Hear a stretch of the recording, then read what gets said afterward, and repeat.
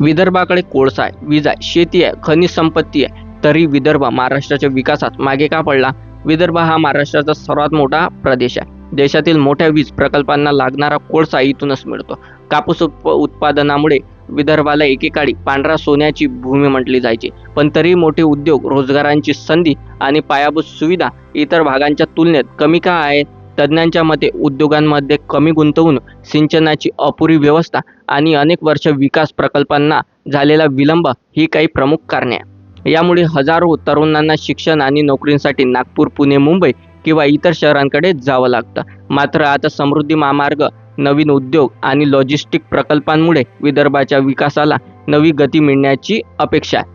तुमच्या मते विदर्भ मागे पडण्याचे सर्वात मोठे कारण काय आहे? कमेंटमध्ये नक्की सांगा. अशाच विदर्भाच्या ऐतिहासिक आणि घडामोडीसाठी ग्रामीण विभाग या इंस्टाग्राम पेजला नक्कीच फॉलो करा.